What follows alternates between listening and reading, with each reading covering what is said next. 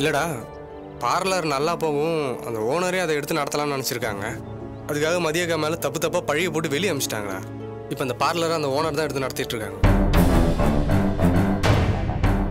அவ அப்படிதானே, அவளுக்குலாம் அப்படிதான் நடக்கும். டேய், ஏன்டா அப்படி பேசிட்டு இருக்க? ஏய், அவ புத்தி அப்புறா, அவ புத்திக்கு தகுந்த மாதிரி தான் எல்லாமே நடக்கும். டேய், நீ இந்த மாதிரிலாம் சரி, இது எப்போ நடந்துச்சு? நேத்து நடந்திருக்கு. இப்போ வரைக்கும் என்கிட்ட யாருமே எதுவுமே சொல்லடா. அப்போ என்ன ஒரு மனுஷனாவே மதிக்கல. ஏய், உங்ககிட்ட பொறுமையா சொல்லலாம் நினைச்சிருப்பாங்கடா. ஏய், உன்கிட்ட சொல்லியிருக்காங்கல்ல. உங்களுக்குலாம் ஒரு ஆளாவே தெரியல. எப்படியோ போட்டோம், எனக்கு என்ன வந்துச்சு. டேய், இதெல்லாம் ஒரு பெரிய இஷ்யூ ஆக. போதும், நான் இதுக்கு மேலே எதுவுமே பேசாத, நான் கிளம்புறேன். டேய் டேய், வீட்டில் கொஞ்சம் பொறுமையா பேசுறேன். எனக்கு தெரியும், போ. டேய் டேய்,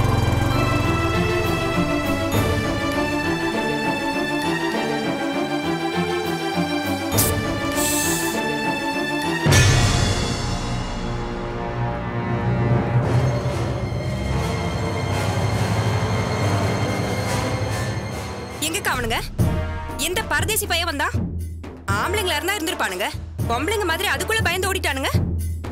நீ அவங்கள சும்மா விட்டுருக்க கூடாதுக்கா. விளக்க மாத்த எடுத்து உச்சந்தலையில இருந்து உள்ளங்கால் வரைக்கும் பிரின்னு பிரிச்சு எடுத்துட்டு இருக்கணும். அப்படி செஞ்சிருந்தா இன்னொரு தடவை வரதுக்கு யோசிப்பானுங்க. இப்படி கோட்டை விட்டுட்டியேக்கா. என்னடி பண்ண சொல்ற? அவனுங்க ஒவ்வொருத்தரும் மலமாடு மாதிரி இருந்தானுவோ, பார்த்தாலே பயமா இருந்தது. இப்ப தெரியுதாக்கா? என்னமோ மதிய பாவம்னு சொன்னீங்க. ஆமாண்டி, தப்புதான். எவ்வளவு கேவலமானவளா இருக்கா. என்னமோ நீங்க மட்டும்தான் நீதிக்கும் நேர்மைக்கும் கட்டுப்பட்டவங்க மாதிரி பேசுனீங்க. பண்ணிங்க கூட சண்டை போடணும்னு முடிவு பண்ணதுக்கு அப்புறம் சாக்கடை இருக்கிறத பத்தி எல்லாம் யோசிக்க கூடாது. நீங்க அவளுக்கு அட்வான்ஸ் பணத்தை திருப்பி தரேன்னு சொன்னதே எனக்கு பிடிக்கல. எதுக்கு திருப்பி தரணும்? நம்ம இடத்துல அவ்வளவு சம்பாதிச்சிருக்கால. எல்லாம் சரியா போச்சுன்னு சொல்லி அனுப்பியிருந்தா பயந்துருப்பா. பாதி பணத்தை திருப்பி தரேன்னு சொன்ன உடனே முழு பணத்தையும் வாங்க நினைச்சு அடியாள் அனுப்புறா.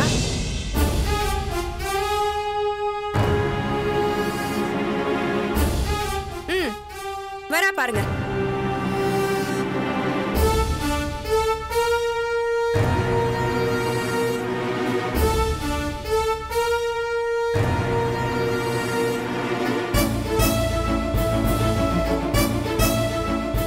எதுக்குடி இங்க வந்த?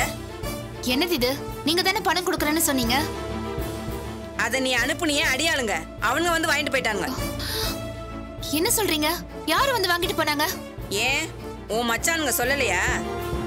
இங்க பாருங்க, ரொம்ப தப்பா பேசிட்டே போயிட்டு இருக்கீங்க. நீ ஒழுங்கா நடந்துக்கிறியா? அடியாளுங்களை அனுப்பி பஞ்சாயத்து பேசுற? உனக்கு மட்டும்தான் ஆள் இருக்காங்கன்னு நினைச்சியா? நான் லாரி லாரியா உன் வீட்டு வாசல்ல கொண்டு இறக்கட்டுமா? யாருக்கிட்ட உன் வேலையை காட்டுற? நீ அனுப்புன ஆளுங்கெல்லாம் ரொம்ப சாதாரணம். பெரிய பெரிய ரவுடிங்கெல்லாம் எனக்கு தெரியும், தெரியுமா? இங்க பாருங்க, உங்களை மாதிரிலாம் எனக்கு எந்த ரவுடியையும் தெரியாது. நான் யாரையும் அனுப்பல. அப்போ உனக்கு சப்போர்ட் பண்ணி என்ன அடிக்க வந்த உன் மச்சான்களை உனக்கு யாருன்னே தெரியாதா? உனக்கு அவ்வளோ பேர் இருக்காங்களா? அனாவசியமா பேசாதீங்க, அப்புறம் மரியாதை கெட்டுரும். வாய மூடுறி. செய்யறதெல்லாம் செஞ்சுட்டு ஒன்னும் தெரியாத மாதிரி நின்னா சரியா போயிருமா? எனக்கு புரிஞ்சு போச்சு. என் பணத்தை ஏமாத்துறதுக்காக தானே இந்த மாதிரி டிராமா எல்லாம் போட்டுட்டு இருக்கீங்க. ஏய், நீ எல்லாத்தையும் பண்ணிட்டு எங்க அக்காவை டிராமா போடுறாங்கன்னு சொல்றியா? இங்க பாருங்க, இது எனக்கும் இவங்களுக்கும் இருக்கிற பிரச்சனை. இதுக்குள்ள தேவையில்லாம நீங்க மூக்க நீட்டினீங்க, அப்புறம் என்ன நடக்கும்னு தெரியாது. என் பணத்தை கொடுங்க, நான் கிளம்புறேன். எதுக்கு கொடுக்கணும்? இப்ப தர முடியுமா முடியாதா? என்ன அடிக்க வந்த உன் மச்சான்களை கூட்டிட்டு வா. அவனுங்க பண்ணது தப்புன்னு என் கார்ல விழுந்து மன்னிப்பு கேட்கட்டும். அதுக்கப்புறம் பணம் தரேன். ஏங்க நடக்காத ஒரு விஷயத்துக்காக ஏங்க இப்படி அடம் பிடிச்சிட்டு இருக்கீங்க? அப்போ பணத்துக்காக நான் போய் சொல்றேன்னு சொல்றியா? பின்ன பணத்துக்காக கேவலமான எதையும் செய்யறவ நீதான். எதுக்கு இப்ப தேவையில்லாம பேசிட்டு இருக்கீங்க? பணத்தை கொடுங்க, நான் போறேன். ஏய், என்ன பார்த்தா உனக்கு எப்படி இருக்கு? பணம் வேணும்னா அவனுங்களை கூட்டிட்டு வா. இப்போ நீங்க கொடுக்கல, நான் போலீஸ் ஸ்டேஷனுக்கு போக வேண்டியிருக்கும். வாடி போலாம், வா, இப்பவே போலாம், வா.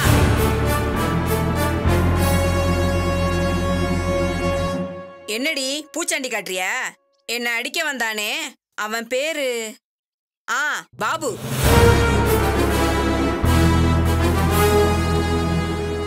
அவன் அப்ப தடிய ஒருத்தன்.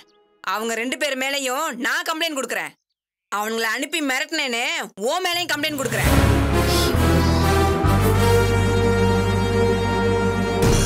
எல்லாத்துக்கும் மேல பார்லர்ல நீ பொண்ணுங்களை வச்சு பிசினஸ் பண்ணல, அத சொல்லி உங்க அத்தனை பேரையும் கோர்ட்டுக்கு இழுக்கிறேன். உனக்கு மட்டும் இல்ல, உன் பார்லர்ல வேலை செஞ்ச யாருக்குமே எங்கேயும் வேலை கிடைக்காம செஞ்சிடறேன்.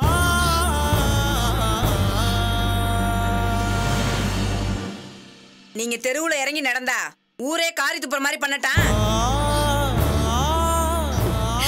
ஏங்க, நான் உங்களுக்கு என்ன துரோகம் பண்ண?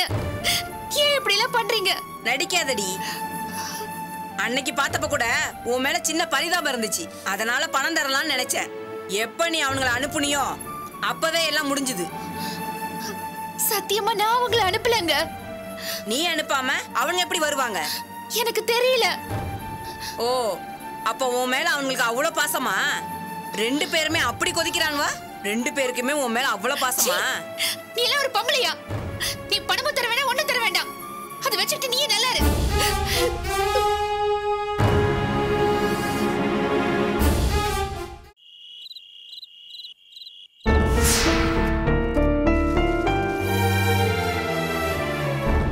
குட்டி குட்டி வரேம்மா.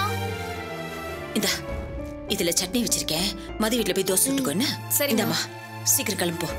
ஏமா நேரம் ஆகுதுல்ல, அதான். எங்க நட்ராஜ் வந்துட போறானோன்னு தானே பயப்படுறீங்க? சும்மா எதுக்குமா அவனுக்கெல்லாம் போய் பயந்துட்டு இருக்கீங்க? விட்டா அவன் ஓவரா தான் பண்ணுவான்.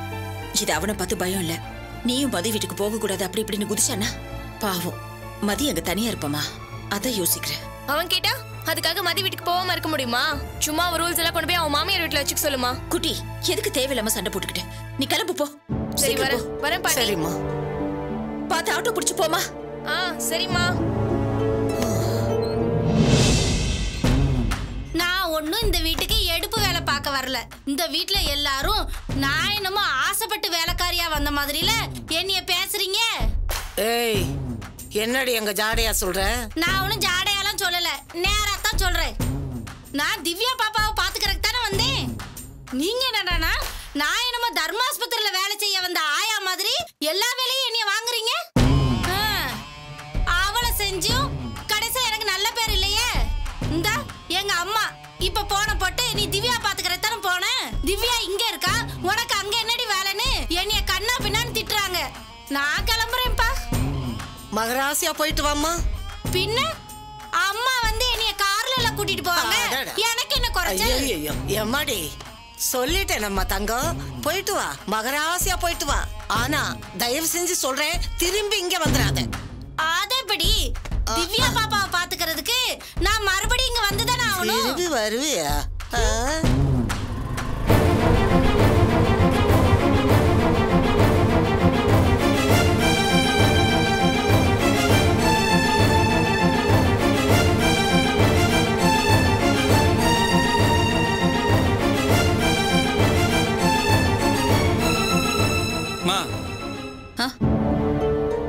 என்னப்பா?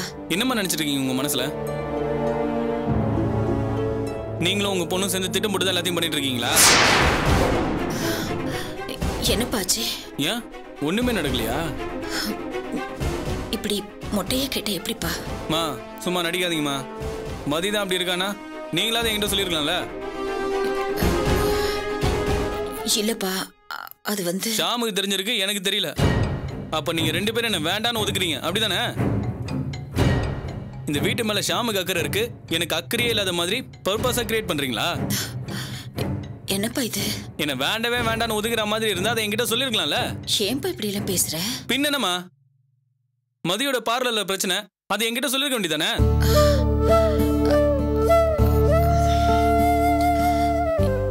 இல்லப்பா, நான் சொல்ல வந்தேன். அப்ப சொல்ல வேண்டாம் தடுத்துருனா?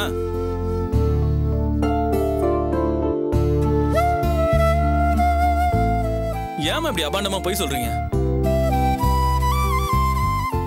நீங்க போய் இல்லப்பா, நான் சொல்ல வந்தேன். அப்போ திவ்யாவை காணோன்னு தவிச்சிட்டு இருந்தோம்ல, அதான். ஏன் அதுக்கப்புறம் நம்ம பாத்துக்கவே இல்லையா?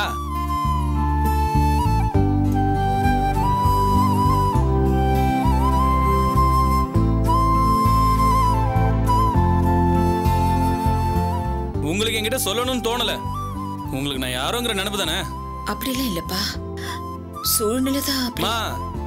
நீங்க தப்பு பண்ணிட்டு சூழ்நிலையெல்லாம் குறை சொல்லிட்டு இருக்காதீங்க. ஏன் இத்தனை நாள் மதியம் எனக்கு ஃபோன் பண்ணிட்டு இருந்தால? அவளுக்கு இப்பெல்லாம் என் பேரை கேட்டால எரிச்சலா வருதுன்னு நினைக்கிறேன். இல்ல நட்ராஜ், சத்தியமா அப்படியெல்லாம் பேசாதீங்கம்மா. இப்ப கூட நீங்க மதிக்கு தானே சப்போர்ட் பண்றீங்க.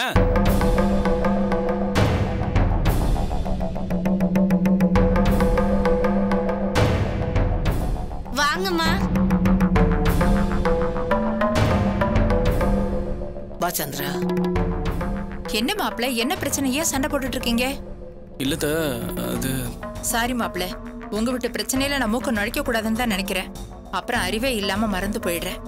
ஐயோ அத்த, அப்படிலாம் இல்ல. மதி பார்லர் நடத்திட்டு இருந்தால அந்த இடத்தோட ஓனர் அராஜகம் பண்ணி திருப்பி வாங்கிட்டு இருக்காங்க.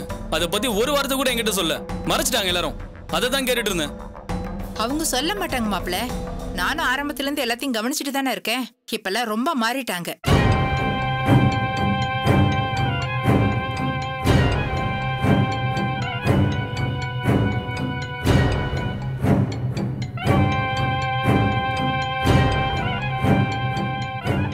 இந்த உலகத்திலே அவங்களுக்கு 2 எதிரிங்க தான் மாப்பிள்ள. ஒன்னு நீங்க, இன்னொன்னு நான்.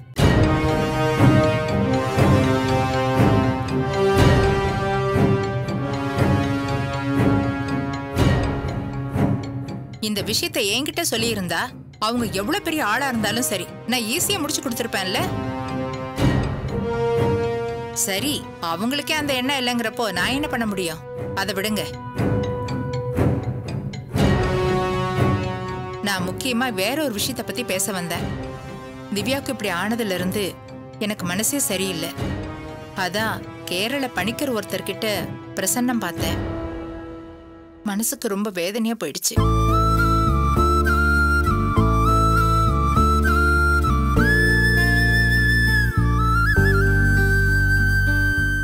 திவ்யாவுக்கு இந்த குழந்தை பாக்கியம் இருந்தே தீரணுங்கிறாரு.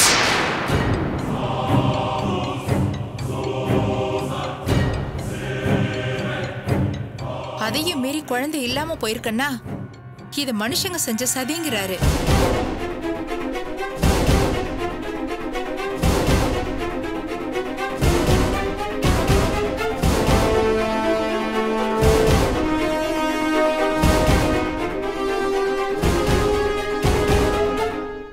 என்னத்த சொல்றீங்க? ஆமா மாப்பிள்ள, இன்னும் ஒரு படி மேல போய் இது உறவுக்காரங்க சதின்னு சொல்லிட்டாரு.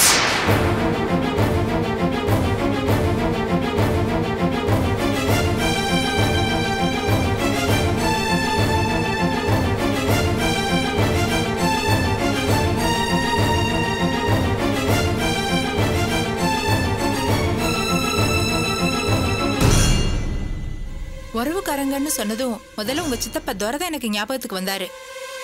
அவருக்கும் குழந்தை அபாஷனுக்கும் அவரு பில்லி சூனியா அது இதுன்னு ஏதாவது பண்ணிருக்கலாம்ல. அப்படி மட்டும் அந்த ஆளு ஏதாவது பண்ணிருந்தா இந்த ஆளை சும்மா விட மாட்டேன், வெட்டி போட்டுருவேன். முதல்ல அவர் தானான்னு கன்ஃபார்ம் பண்ணிக்குவோம். அதுக்கப்புறம் நானே சும்மா விட மாட்டேன். அது எப்படி கன்ஃபார்ம் பண்றது? சுந்தரி இங்க வா. இந்த விளக்க குளிச்சுட்டு சாமி முன்னாடி வச்சு 3 நாளைக்கு ஏத்தி பூஜை பண்ணணும். முக்கியமா விளக்கு அணையாம பாத்துக்கணும். 3 நாள் கழிச்சு போய் பணிக்கரை பார்த்தோம்னா அது செஞ்ச ஆள் யாருங்கிற முழு விவரத்தையும் சொல்லிடுவாரு. இந்தா, கரெக்டா செஞ்சிருவல்ல?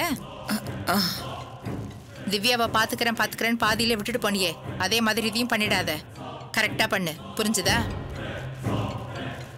என்ன ஸ்ரீதேவி ரெடியா? ரெடி ஆயிட்டேம்மா. மாப்பிள்ள, திவ்யாவை பாத்துக்கணும், அதான் ஸ்ரீதேவியை கூட்டிட்டு போறேன். சரிங்க. வரேன் மாப்பிள்ள. சுந்தரி பாத்துக்க. வா.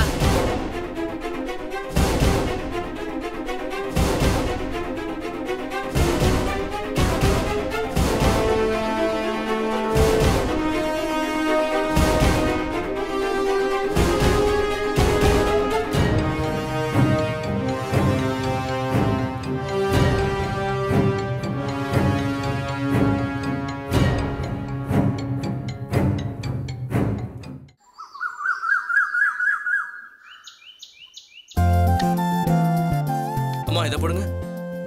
அதெல்லாம் விழாது. சும்மா இரு. இந்தா இப்ப நான் இத ஸ்ட்ரைட்டா போடு. அதுவும் விழாது. விழும். இப்ப உனக்கு விழாது. அப்பா 9.8 ரிக்டர்ல பூமி அதிர்ந்தா என்னப்பா நடக்கும்? சும்மா டிஸ்டர்ப் பண்ணாதம்மா. சொல்லுங்கப்பா. சுனாமி வரலாம். வரலாம் இல்ல, வந்தாச்சு. என்ன சொல்ற? பின்னால பாருங்க.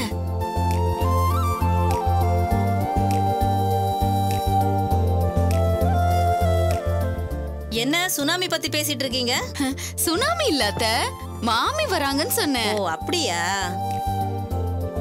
அண்ணே, நீங்க சரின்னு சொல்லிட்டீங்கன்னு சொன்னேன். அவருக்கு அவ்வளவு சந்தோஷம். எது எப்படியோ நம்ம உறவு விட்டு போயிடாம பொண்ணு கொடுத்து பொண்ணு எடுத்துக்கிறோம். எனக்கு ரொம்ப சந்தோஷமா இருக்குண்ணே. அப்புறம் மாப்பிள்ளை எப்போ ட்ரைனிங்க்கு போறாரு, நிச்சயதார்த்தத்தை எப்போ வச்சுக்கலான்னு கேட்டுட்டு வர சொன்னாருண்ணே. செல்வி, தப்பா நினைச்சுக்காதம்மா. உன்கிட்ட ஒரு விஷயம் சொல்லணும். நாங்களே நேர்ல வந்து சொல்லான்னு இருந்தோம். நமக்குள்ள என்னென்ன சொல்லுங்க. அது நம்ம மாரிச்சாமி இருக்கான்ல, அவனுக்கு வேற ஒரு பொண்ணை பிடிச்சிருக்கு.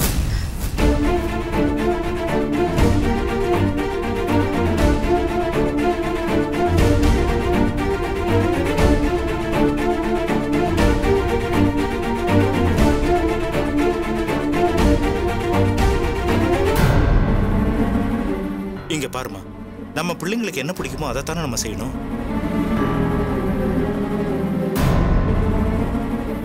நம்ம ஆசையை அவங்க மேல திணிக்க கூடாதுமா. விட்டு கொடுத்து போகுமா, என்ன கெட்டு போச்சு?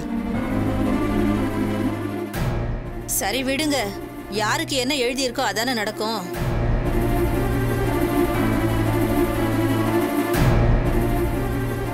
ஆமா, பொண்ணு எப்படி இருக்கும்? பொண்ணு மகாலட்சுமி மாதிரி இருப்பா. அது போதும். ஆமா, மாப்பிள்ளை என்ன பொண்ணை லவ் பண்ணிட்டாரோ? இல்ல இல்ல, நான் தான் சொந்தக்காரங்க மூலமா பார்த்தேன். அவங்க போட்டோ அனுப்பி வச்சிருந்தாங்க. அந்த போட்டோ பார்த்த உடனேதான் இவன் எஸ்ஐ ட்ரைனிங்கே செலக்ட் ஆனான். பரவாயில்லையே, அதிர்ஷ்டக்கார பொண்ணுதான். எனக்கு தெரிஞ்சு எஸ்ஐ செலக்ஷனுக்கு ஓடணும், தாண்டணும், கயிறு ஏறணும்னு கேள்விப்பட்டிருக்கேன். முதன்னு போட்டோவை பார்த்து செலக்ட் ஆனது நம்ம மாப்பிள்ளை தான்.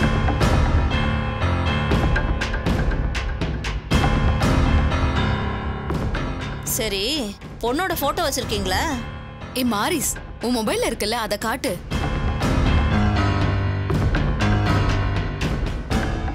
அட குடுங்க மாப்பிள்ள, அந்த போட்டோ நான் பார்க்க கூடாதா?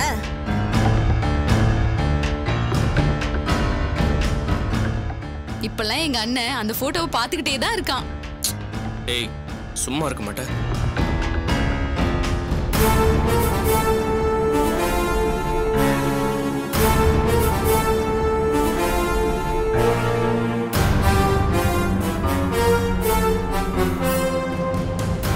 ஆமா, பொண்ணு என்ன வேலை பாக்குது?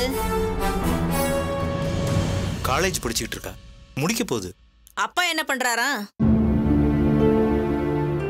அப்பா இல்ல, இறந்துட்டாரு. ஓ, அம்மா? செல்வி, அவங்க அம்மா வீட்டு வேலை பார்த்துக்கிட்டு இருந்தாங்க.